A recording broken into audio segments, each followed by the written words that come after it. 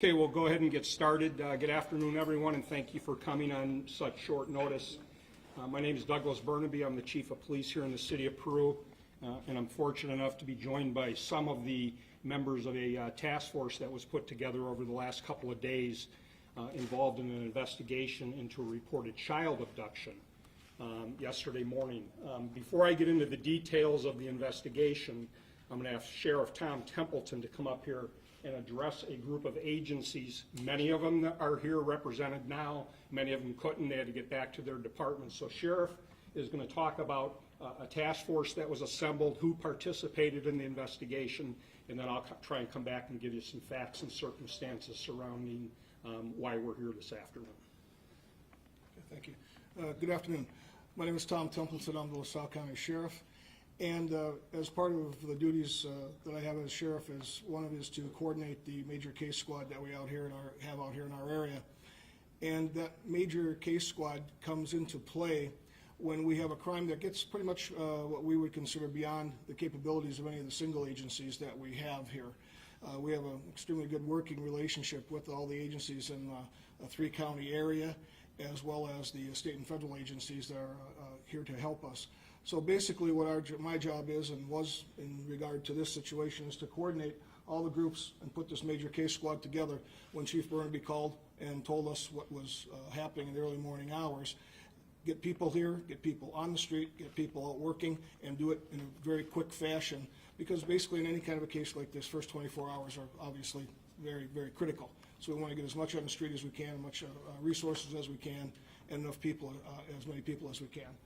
We had obviously the Peru Police, the FBI, State Police, LaSalle and Bureau County Sheriff's Office, LaSalle County State's Attorney's Office, LaSalle Police, Ottawa Police, Mendota Police, the Trident Task Force, that's our local drug task force here, comprised of all the agencies in the three counties, the Peoria Police, Spring Valley Police, Streeter Police, and Princeton Police. These were basically the agencies that we were able to get together to come on very short notice and come together to start this investigation. As it's being investigated from the command post level is where I end up, where the chief ends up, and where other individuals that we bring together will be there to make decisions that we need to be made, while the staff on the street are running down the leads that are coming in and doing the best we can, again, to make this whole situation get resolved as soon as it can possibly can in the best way that it possibly can.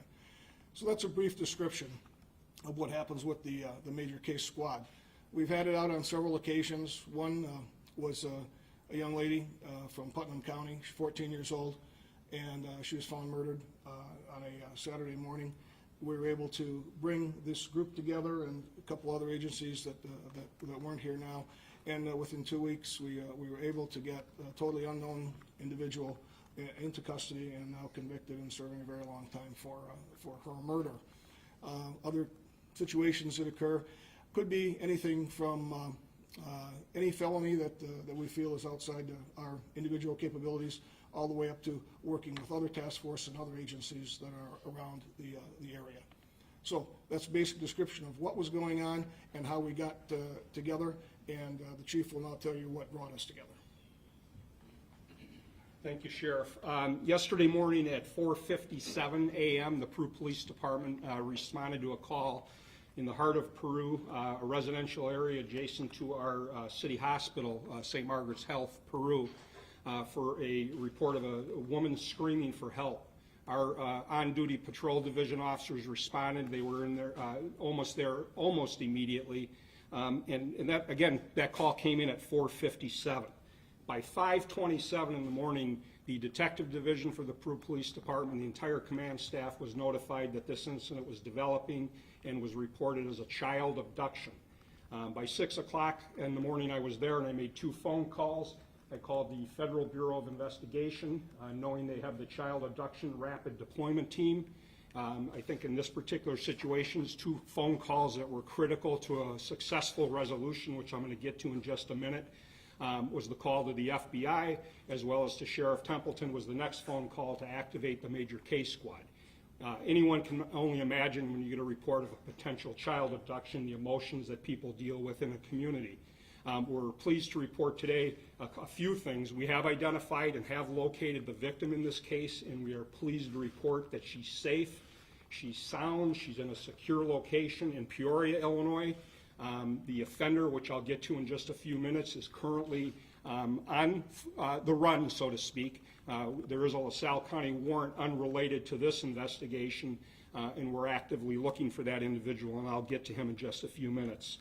So again, by 6 o'clock yesterday morning, 1 hour into this particular incident, all these chiefs that are up here and that sort of thing, and the sheriff, they assembled the team of people. We didn't do the work. We just sat back and watched our people do what they're trained to do as detectives. And we've, over the last 36 hours, have successfully located the victim in Peoria, Illinois, as I said. We've identified the offender in this particular case. We've recognized now that it is not a juvenile. It is a young lady in her 20s. Her stature would clearly indicate she could be mistaken for a 14 to 16-year-old juvenile. So that's why we called the FBI. We would have called them folks anyway, but we knew with this child abduction rapid deployment team that was the safe and sound thing to do. So today we're going to give you some details. Unfortunately, there's details we are not going to be able to give you, but we felt to be totally transparent, we felt a sense of urgency to tell the Peru community, the LaSalle community, Oglesby, the whole LaSalle, Bureau, Putnam County region, that there's not a danger to the community, because we've been fielding calls from concerned parents that are going, can I send my children out? And obviously, we couldn't say don't do that because we didn't know. We were hoping it was going to be a domestic-related abduction as opposed to a stranger abduction. The FBI folks, myself, Sheriff Templeton, have been involved in stranger abductions with children that have resulted in murders of young children, and that's obviously a scary thing. So in this particular case, we treated this as the absolute worst case scenario. We were hoping for the best case scenario, and we're pleased to report, again, that we've located the victim in this case and we've identified the offender in this particular case. We began collecting physical evidence that clearly indicated a violent struggle at the scene. Credit my Peru patrol officers. By the time the command staff and the investigators got there, the entire area was roped off. They conducted 3 interviews before we got there. We knew what kind of vehicle we were looking for. We had video evidence recovered already from people in the neighborhood. This case is being solved because of some extremely dedicated, alert, willing citizens in the Peru community and the entire Illinois Valley community that were willing to report something, that were willing to be totally cooperative. We established a command post at the Peru City Hall where we assembled this task force. The phones were ringing nonstop. It has been a round-the-clock investigation since 4:57 a.m. yesterday. This investigation has not stopped. And I think it was about 11 this morning, we were confident that we had located our victim and she was fortunately safe. So the investigation is going to be ongoing. It's going to be a long-term investigation, and ultimately we're going to locate this guy because we have a warrant for his arrest out of LaSalle County, as I indicated, unrelated to this situation. We believe he's from the Peoria area. We believe he's currently on flight. We've worked with the agencies down in Peoria where we located this girl. We've recovered the vehicle that was involved in this incident. We've viewed and recovered many scores of video evidence that corroborate when this vehicle came from Peoria, where it traveled, and how it traveled back to Peoria, and ultimately leading towards the recovery of her today. We also released today a sandal. I know all of you did that, and that was very helpful in concluding or bringing our investigation to this point, based on people that were willing to call in and provide us information. What we believe this is a domestic-related, and I'll say the word abduction, somebody taken, we believe, against their will. Obviously, we're not prepared to say that with absolute certainty that we're going to have abduction charges or kidnapping, that sort of thing, because it appears that this woman and this offender have a pre-relationship, have been involved in a dating and living relationship over the years. This individual is a convicted felon. He was convicted in LaSalle County for a 2017 case for aggravated battery. He was sentenced, I believe, to 79 days in jails in that case. He was fined. He was placed on felony probation. That probation has expired, as I understand. However, he refused to come to court and pay off his fines, so a judge issued a warrant, and that's what we're currently seeking him for, as well as a person of interest, and obviously what took place yesterday morning. So we don't know ultimately what charges he's going to face for yesterday's incident. We'll certainly conclude the investigation. We'll ultimately refer that to Todd Martin at the LaSalle County State's Attorney's Office. They will have to do an evaluation on everything, and then ultimately they'll make a determination what the appropriate charges are. Today, while in Peoria, and we conducted searches of a vehicle, searches of a residence, 2 firearms were recovered. One had potentially a silencer on that particular firearm, so we'll be working with our federal partners on that and the folks down in Peoria to see if there's any gun charges that might be appropriate. So there's so much work ahead of us, and again, that's why we wanted to get everybody out here today, because we want the people of our local community to, number one, know it was not a child abduction, even though that was the information we received. And obviously that would have been the worst case scenario, but just equally as scary of a situation as anybody that potentially could be abducted in this particular circumstances. So to have a resolution, to have the victim safe and sound in such a short order, again, I think goes to the credit to the many agencies, starting with the FBI and my first phone call to Sheriff Templeton. And again, it's not the bosses up here that deserve the credit. The people that deserve the credit are the investigators that we establish in a command post, and the sheriff or the FBI can talk about it. I know afterwards I encourage all of you to talk to Jonathan Williamson. He's a special agent with the Federal Bureau of Investigation. He's one of the members of the CART team, is it, or Child Abduction Rapid Deployment Team, and afterwards, please take a few minutes to talk to him and explain, and he can explain, I think, what that team does and how valuable they are. So we put the team together. We're going to continue the investigation. It's going to take quite a while. We have a lot of physical evidence that has to be analyzed at labs, that sort of thing. A lot more statements to obtain, a lot more video evidence we're going to continue to receive. But in the meantime, the community's safe. There's no threat to the public or any children or any adults. We're looking for a gentleman by the name of Bobby A. Cross. Bobby's 27 years of age. His last known address is Peoria, Illinois. And as I said earlier, he's currently wanted on a LaSalle County warrant for failure to appear, and I believe it's related to, again, a 2017 aggravated battery case. So Bobby Cross currently is on flight. He's a person of interest, and we're going to get him picked up initially on that warrant for LaSalle County. We're going to find him. No matter what it takes, we're going to find Mr. Cross, and he's going to get delivered to the LaSalle County Jail. And then we'll continue our investigation and ultimately send it over to the state's attorney's office. So, you know, we have a lot of people here under Sheriff Diss from the LaSalle County, Chad Winter from Bureau County, our patrol commander Sarah Raymond, Dennis Hawkins, the head of the detective division at the Peru Police Department, Jonathan from the FBI, Chief Adam Kern from Spring Valley Police, Chief Rolson from Ottawa, and again, all these other agencies that had to get back and attend to business in their own particular communities, and we're very, very appreciative that on a moment's notice they were here and had a team of detectives, and it just was an amazing type thing. I think one other point is we had, I don't know the number of leads that we sent people out on, but we'd send people out on leads and they'd go out and follow up on things, and 2 hours later they're back and everybody said, all right, what do you want me to do next? I really thought it was important right at the beginning. All the chiefs and the head of the FBI people got up and we talked about, hey, this is a team effort. This isn't Peru's investigation. It's not the FBI's investigation. It's our investigation. Everybody leave their egos on at the door. If there's a missing kid, we got to go find this girl. And we found this young lady, as it turned out. So with that, we're going to open it up to any questions. Probably not be able to, there's going to be a lot of questions. I don't know if we'll be able to answer them, but we'll do our best. Time counts. Doug, was the woman injured in any way, shape, or form, either during the struggle or subsequently? Well, I can say I personally have not visited with her yet today, but I'm going to have Sarah or Dennis address that. It was a physical confrontation, no doubt about it, on the street. And again, it started with a very alert person who contacted the Peru Police Department and then some other neighbors that provided critical video evidence, and then the investigation snowballed. So if one of you want to address, was there any physical injuries?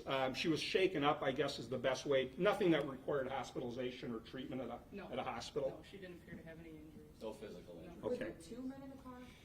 Well, we're still investigating that. We had an initial report that there was what was described us as a 14 to 16-year-old and 2 males. And that information, there's one, and there was a potential that there may have been another person in the particular area that in no way is an offender in this particular situation. So we don't know the answer to that. Again, we have a lot more interviews to do. And then where did you find her in Peoria? At a house or? At a residence in Peoria, an apartment. Her apartment? Cooperating?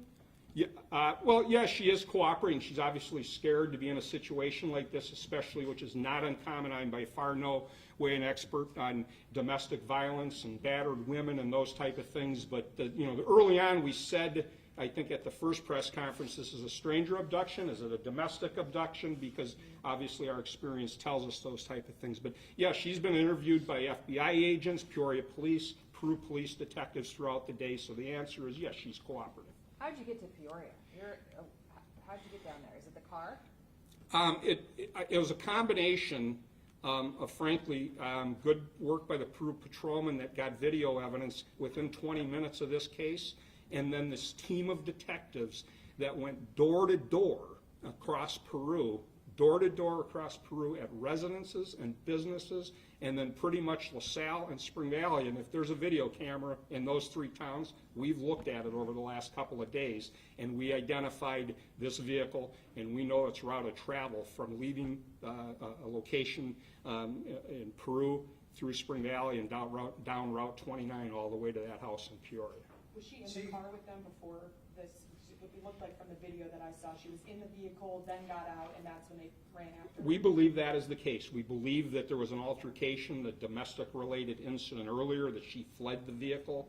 She was chased down. She took flight down southbound on Plum Street towards the hospital when this vehicle chased after her. That's when the height of the physical altercation took place. Yes, sir. Was she the only person in the house when you all made contact with her? Did the suspect flee? I wasn't there. I was in Peoria. We had once we had identified a good location. Peoria Police Department did surrounded the location, if you will, once they identified that the vehicle that we were absolutely certain was the vehicle involved. When they did a subsequent search, the individual was gone, so we don't know when he might have taken flight, but he is not in the vehicle. We know that for a fact.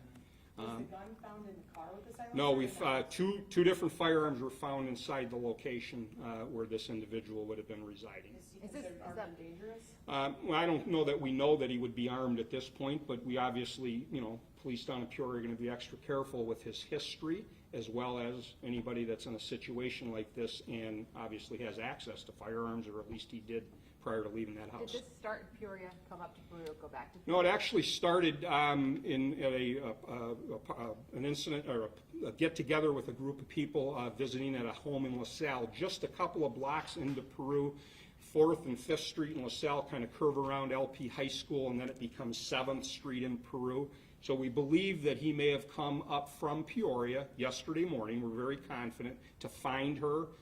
Maybe went to that location, and at some point she either got in the vehicle and then got out of the vehicle. Again, we're not 100% sure, but our 7th Street comes in from LaSalle, and I think this incident started in the 1300 block, so 13 blocks into Peru from the city of LaSalle. Yes, Rick? Are they waiting to pick him up on the warrant and then add the charges? Yeah, well, what happens is he's currently wanted and has been wanted on a felony warrant for this aggravated battery. I think failure to pay fines. It's in the grand scheme of things, it's not.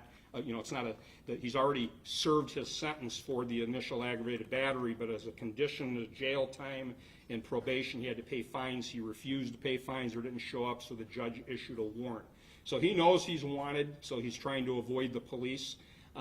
So he's going to get picked up on that warrant first, and we'll continue our investigation. Once we're done with our investigation, we'll continue to brief the state's attorney's office, who ultimately is going to have to make a decision on if there's charges appropriate, what those charges would be. And then we'll obviously be working with Peoria County authorities because of the firearms to see if there's a nexus to him on the firearms charges. I could see you want those new charges probably in place before he just bonds out again. Well, yeah, obviously if we can accomplish that, we would. We'll work with the state's attorney on that to give them everything they possibly need to make a charging decision. And you found her at his residence? Well, I'd say they live together with another individual. That's the current address they're both using in Peoria. What's your message to the community in terms of reassurance to make sure even though it was domestic, that something like this? Well, I will assure him as chief of police with absolute certainty that this is not a stranger-type situation, and I believe there's absolutely no threat to the Illinois Valley community with this particular individual. The message to the community is they're safe. The message to him is we're going to find you and we're going to hold you accountable. So Chief, was she basically found at her house? The current place, her current address, yes. I don't know how long she's been living there. That I'd have to talk to the investigators that interviewed her. But at the current address, I guess, where she's currently or has been residing, yes. Okay, and the first time you guys checked up on that address was yesterday when you found her? No, we found her today. Late this morning, we made contact with her. And you hadn't been to that address? No, we had not. No, absolutely not. I mean, this investigation went nonstop. I'd say we probably had the biggest break in the case on a tipster that came forward about 4 o'clock this morning, a concerned citizen. And that's a credit to all you folks in the media and people in social media, because right from the get-go, as everybody knows, we put as much information as we possibly put out to the members of the community, because every time we get trained, it says the community's going to solve the case for you. If you just tell them what's going on and what kind of information you need, we obviously have to have strategic decisions. What do we release? When do we release it? You know, for example, we didn't release the sandal yesterday, but overnight we made a determination by this morning it was time to release that sandal because we have to make judgments of when to release certain information. But upon doing that, we obviously started getting more and more tips, and it led to the right tip and of many that came in. Anyone else? Okay. Anybody else up here have anything? All right, thank you for coming. Again, I encourage you to talk to anybody afterwards, especially the FBI folks, about their team. Okay? Thank you, folks.